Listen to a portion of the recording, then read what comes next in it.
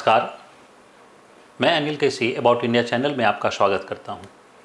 About India channel का वास्तविक उद्देश्य भारत की संस्कृति, विरासत आदि से परिचय कराना और इन्हीं विरासतों में पर्व त्यौहार भी हमारे विरासत हैं। और उसी में आज हम लोग एक पर्व जिसे सिख धर्म के अंतर्गत गुरु पर्व कहा जाता है उसके बारे में हम लोग जानने का प्रयास कर रहे हैं। तो गुरु पर्व क्या है, आइए पहले हम लोग जानें।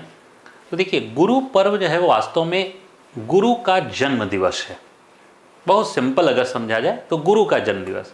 अब सिख धर्म के अंतर्गत एक गुरु तो है नहीं, सिख धर्म के अंतर्गत क्या है, 10 गुरु हैं। तो प्रत्येक गुरु का जो जन्म दिवस है वह गुरु पर्व के रूप में मनाया जाता है। लेकिन निश्चित तौर पर सिख धर्म के जो प्रथम गुरु हैं गुरु नानक जी जो है वह सबसे प्रसिद्ध हैं। तो देखिए, सिख धर्म के अंदर सभी 10 गुरुओं का जन्म दिवस को गुरु पर्व के रूप में मनाया जाता है, लेकिन गुरु नानक जी प्रथम जो है वह गुरु के रूप में और सर्वाधिक प्रसिद्ध गुरु के रूप में। तो उनका जो जन्म दिवस मनाया जाता है वो कार्तिक मास की पूर्णिमा को, यानी जिस मास में हम लोग दीपावली मनाते हैं उसके ठीक 15 दिन के बाद, जो है वह पूर्णिमा के दिन जो है वह हम लोग गुरु नानक का जन्म दिवस जो है वह मनाते हैं।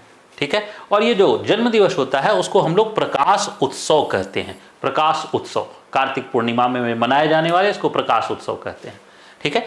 हालांकि जो नानाक्षी कैलेंडर है, नानाक्षी कैलेंडर, तो जैसे हिंदुओं में जो है वह विक्रम कैलेंडर है, शक कैलेंडर है, इस्लाम में हिजरी कैलेंडर है जी, यहूदी में हिब्रू कैलेंडर है, इसी प्रकार सिख धर्म के अंदर नानाक्षी कैलेंडर है। तो नानाक्षी कैलेंडर सिख धर्म में मान्य के अनुसार से गुरु नानक का जन्म जो है वो या तो 14 या 15 अप्रैल 1569 को जो है वह हुआ, यानी ग्रेगोरियन कैलेंडर से तुलना करके निकाला गया तो 14 या 15 अप्रैल को जो है वह हुआ। कहाँ हुआ, तो ननकाना साहब पंजाब जो है वो पंजाब के शेखुपुरा जिला में जो है वह मिलता है। यानी पंजाब जो प्रांत है पाकिस्तान का, उस पंजाब प्रांत के शेखुपुरा जिला जो है में ननकाना साहब है, वहाँ पर जन्म हुआ।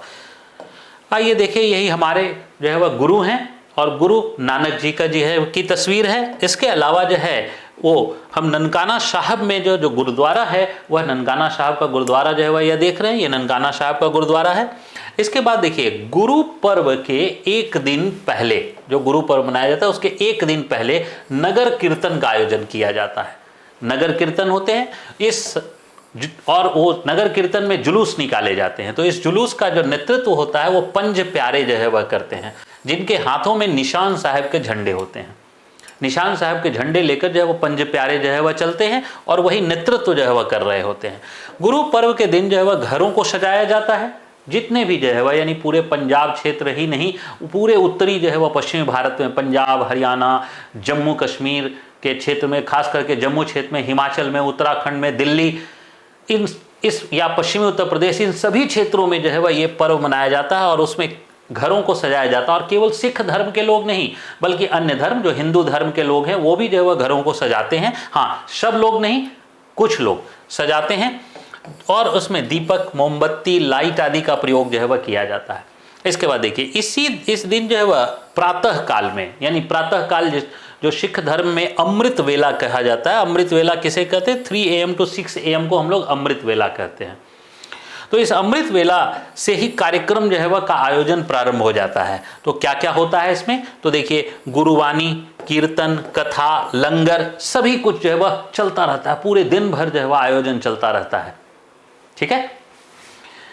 अब देखिए, ये हमारा नगर कीर्तन है जिसमें जो है वह जुलूस है और जुलूस जो है वह निकल रहा है और जुलूस का नेतृत्व जो है वह पंज प्यारे। तो हर क्षेत्र में अलग अलग पंज प्यारे होते हैं, एक ही पंज प्यारे नहीं होते, पंज प्यारे अलग अलग होते हैं। तो और ये हम लोग गोल्डन टेम्पल है, गोल्डन टेम्पल को जो है वह बहुत अच्छे ढंग से जो है वह सजाया जाता है इस दिन। ये गोल्डन टेम्पल दिन में भी जो है वो सजाया जाता है, फ्लावर्स वगैरह से पूरी तरीके से सजाया जाता है और उसी में लंगर जो है वह बनते हैं। ये लंगर में खाना जो है वह भोजन बन रहा है जिसे प्रसाद का रूप दिया जाता है और ये लंगर में जो है वह भोजन जो है वह किया जा रहा है। ये विशाल जो है वह लंगर जो है वह का आयोजन जो है वह होता है, जो सामूहिक भोजन जो है वह करके भेदभाव को समाप्त करने का प्रयास है। एक बहुत अच्छा जो है वह प्रयास जो है वह माना जाए। इसके बाद देखिए, हिंदू धर्म में कार्तिक पूर्णिमा का भी महत्व है अपना, यानी कार्तिक पूर्णिमा को हम लोग गुरु पर्व मनाया। और इसी दिन जो है वह कार्तिक पूर्णिमा को जो है वह हम लोग हिंदू धर्म में भी महत्व है। तो क्या महत्व है, तो इसको जो है वह हम लोग त्रिपुरी पूर्णिमा का भी नाम जो है वह देते हैं। क्यों त्रिपुरी पूर्णिमा का नाम देते हैं, तो आइए देखिए। मान्यता है कि इसी दिन भगवान शिव ने त्रिपुरासुर नाम के एक राक्षस का वध किया था, और त्रिपुरासुर राक्षस का वध करने के कारण ही वो त्रिपुरारी कहलाए, यानी भगवान शिव को त्रिपुरारी भी कहा जाता है। वो क्यों कहा जाता है, क्योंकि त्रिपुरासुर नाम के एक राक्षस का उन्होंने वध किया था। और इस उत्तर भारत में इस दिन क्या है, गंगा स्नान जो है वह का महत्व है। तो वहीं जो है वह तमिलनाडु क्षेत्र में वहां पर एक अरुणाचलम पर्वत है, और उस अरुणाचलम पर्वत की परिक्रमा जो है वह इसी दिन प्रारंभ होती है। बड़ा पर्वत है, उसकी परिक्रमा का जो है वह कई दिन लगते हैं, लेकिन इस दिन से प्रारंभ होती है, कार्तिक पूर्णिमा के दिन से। अब अरुणाचलम पर्वत है क्या, तो अरुणाचलम पर्वत जो है वह भगवान शिव के पुत्र कार्तिकेय का आश्रम माना जाता है। तो दक्षिण भारत में भगवान कार्तिकेय को जो है वह काफी मान्यता जो है वह प्राप्त है। जैसे उत्तर भारत में गणेश को मान्यता है, वैसे दक्षिण भारत में जो है वह कार्तिकेय को ज्यादा मान्यता जो है वह प्राप्त है। ठीक है, क्यों, क्योंकि कार्तिकेय शिव के जैविक पुत्र थे और गणेश जो है वह मानस पुत्र थे, इसलिए जैविक पुत्र को जो है वह ज्यादा मान्यता है दक्षिण भारत के जो है वह क्षेत्र में। अब पुराणों के अनुसार भगवान विष्णु का जो अवतार है, जो मत्स्य अवतार कहते हैं, तो वह पुराण में व्याख्या है कि कार्तिक पूर्णिमा के दिन ही भगवान विष्णु मत्स्य अवतार, तो इसका मतलब है वैष्णव संप्रदाय, शैव संप्रदाय और जो है वह सिख धर्म, सभी के लिए यह दिन जो है वह काफी महत्वपूर्ण जो है वह होता है। तो इस दिन जो है वह हम लोग क्या क्या करते हैं, तो देखिए कार्तिक पूर्णिमा में जो है वह गंगा स्नान की जो है वह परंपरा है। ठीक है, तो गंगा स्नान क्यों जो है वह जुड़ा, क्योंकि भगवान ने मत्स्य अवतार लिया था, और मत्स्य जो है वह कहाँ रहती हैं, जल में। तो जल जो है वह में भारत में सबसे पवित्र जो है वह गंगा है, इसलिए जो है गंगा स्नान की परंपरा है।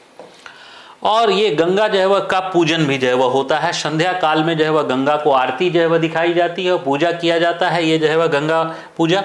और ये अरुणाचला जो है वह पर्वत है, इसी अरुणाचलम पर्वत की जो है परिक्रमा की जाती है। कई दिन जो है वह इस पर्वत को परिक्रमा करने में लगते हैं। तो ये जो है वह तमिलनाडु में स्थित है, इसका जो है वह यात्रा प्रारंभ जो है वह होती है। और भगवान विष्णु का जो मत्स्य अवतार है वह जो है वह मत्स्य अवतार जो है वह, और जो माना जाता है कि भगवान विष्णु जो अवतार लिए थे, तो 4 वेद, ये जो 4 बच्चे हैं, ये 4 बच्चे जो है वो 4 अलग अलग वेद हैं।